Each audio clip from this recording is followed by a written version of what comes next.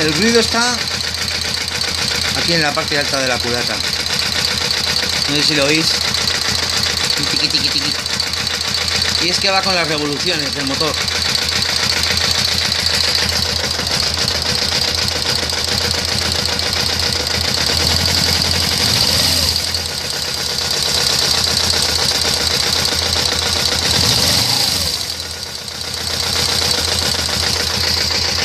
Pongo la pausa.